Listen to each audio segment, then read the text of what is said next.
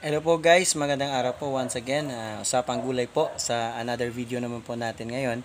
And ayan, dito nga po tayo sa ating bagong batch ng mga biik sa ating simpleng babuyan dito sa ating home garden. So, I made this video just to announce po na mayroon tayong pagbabago sa ating channel. Itong channel natin na Usapang Gulay ay i-rename po natin sa D818 Integrated Home Garden. Yung reason po behind nun is gusto po natin na mas streamline talaga at mas set po yung expectation natin, especially sa ating mga subscriber, kung ano po talaga yung makukuha natin dito sa ating channel. So, just a short story po kung paano po nagsimula itong ating Usapang Gulay.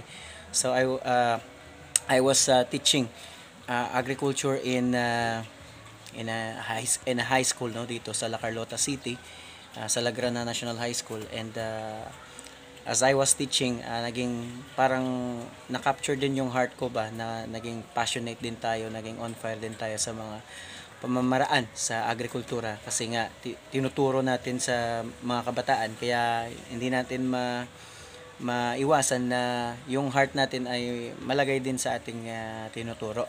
And I was also searching, sa totoo lang po, I was searching for ways na din po na makapag additional income, especially sa digital age ngayon, na kung saan yung mga digital products natin ay pwedeng kumita. Isa nga dito yung paggawa ng mga video, paggawa ng vlog. So sa totoo lang po, honest po, meron po tayong advocacy behind dito sa ating channel, pero at the back of that also, we have also our goal na kumita din po sa pamamagitan ng mga advertisement na inyong napapanood dito sa ating video. So gumagawa tayo ng video in exchange po na binibigyan tayo ng YouTube ng sweldo every time na merong mga advertisement na lumalabas dito sa ating channel. Pero when I started this channel, medyo wala pa po talaga akong knowledge noon kung paano talaga yung pagbuo ng channel na sustainable siya, in the long run masustain. Kaya nga po, ngayon part ho ito, yung changes na gawin natin ngayon is part of strengthening din ng ating channel, kahit na hindi tayo ganun kagaling sa pagbablog, pero at least ginagawa natin ng paraan little by little kung ano yung mga mali na pwede nating itama. So yun nga, when I started the Usapang Gulay, I was impressed with other channel, na sabi ko gayahin ko rin to, kasi medyo happy din ako sa mga agricultural na mga activities. Pero meron ho akong na-discover ngayon na kung inyong mapansin, dati meron tayong backlog sa ating channel. Backlog talaga, hindi tayo nakapag-upload. Napakatagal po. Makita natin na matagal po yung usad ng ating channel. Napakatagal po. Ilang taon na ba tayo? 2020. 4 na taon na, pero yung usad ng channel ay napakabagal ngayon compare dati. So compare dati nung simula pa lang ako, halos 800% po yung increase per week yan ng ating ng ating views. Pero ngayon bumabagsak pa po yung views. So as I am searching, or I was identifying the problem behind, so doon ko po na trace back dito sa heart ko na I was not that truthful sa mga video na ginagawa ko. Hindi naman po sa sinasabi kong mali yung yung mga videos na ginawa natin.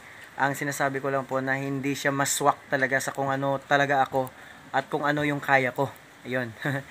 Although I was a graduate of BS Agriculture, so then licensed teacher din po ako, I was masasabi kong na mayroon akong theory sa aking mind, pero sa mga practical talaga, I am still doing experiments and I am still gathering experiences na mai-share ko po sa inyo.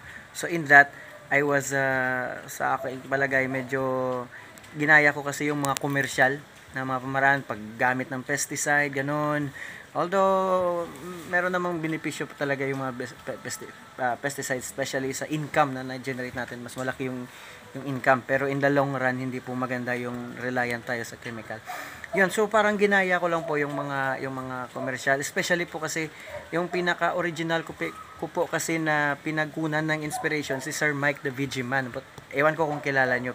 So yung pamamaraan po talaga nila ay medyo commercial at chemical base at saka affiliated po Sir Mike sa West West Company. So doon po ako parang nakaangkla.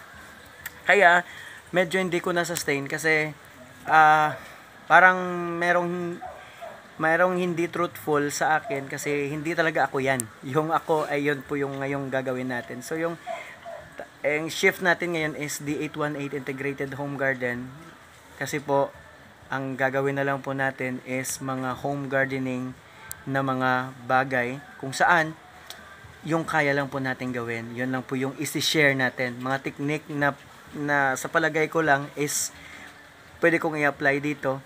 Kasi ito po yung aking sitwasyon. I am a full-time teacher, 8 hours a day, and sometimes more than 8 hours po Sabado at saka Linggo. And then even the family times are compromised dahil nga alam nyo naman yung teaching na profesyon sa atin sa Pilipinas. So I am just giving 1 to 2 hours a day sa aking garden. And yung garden natin po ay napakalapad. So yan po. So isa po talaga sa ko dito kung paano ko po magawa itong malapad na area by just using 2 hours a day. Ayan. So yan po, siniset ko lang po yung expectation natin kasi yan na lang po yung direksyon ng ating vlog ngayon. At ang direction pa po ng ating vlog ngayon is mga sustainable farming practices na applicable dun sa home gardening level lang po. So medyo ngayon iwas-iwas muna tayo dito sa paggamit ng mga intensive na mga komersyal na mga pamamaraan gaya ng paggamit ng mga chemical, kahit po abono. Yung aking pong direksyon dito kung kaya kong gumawa ng produksyon na hindi nangangailangan ng kung magawa ko pa lang na hindi mangangailangan ng pera ay gagawin po natin.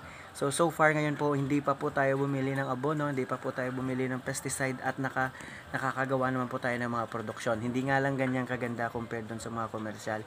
And then ito po mga pag-aalaga ng baboy dito, medyo may chemical ho ito at medyo masabi natin hindi ho ito fully organic. So yun lang po yung i-share natin. Sana po ay inyong maintindihan at patuloy pa rin po kayong magsubaybay sa mga nag-subscribe dito dahil po sa mga video natin na nag-share tayo na about sa mga medyo commercial style. Sana po ay meron pa rin kayong makuha dito sa ating video at inyo po itong tangkilikin at suportahan.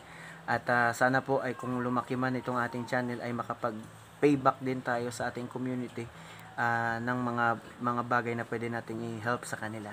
So yun po. Sana po ay inyong naintindihan at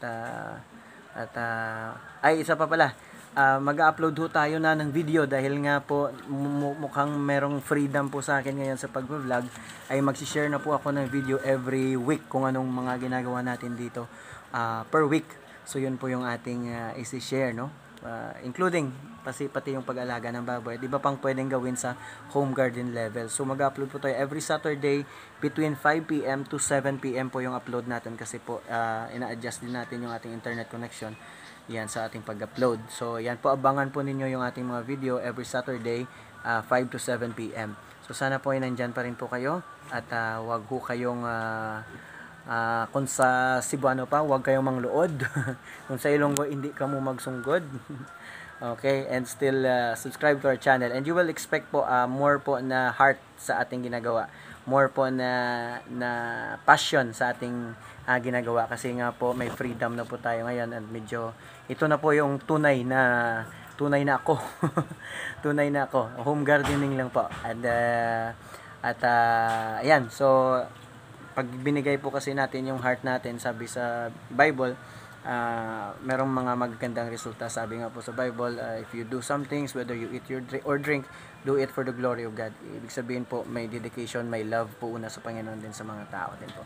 So, yun lang po. At sana meron kayong nakuha sa ating video ngayon. At salamat po sa pakikinig. Salamat po sa pag-intindi. Maraming salamat po. Magbabalik pong Usapang Gulay.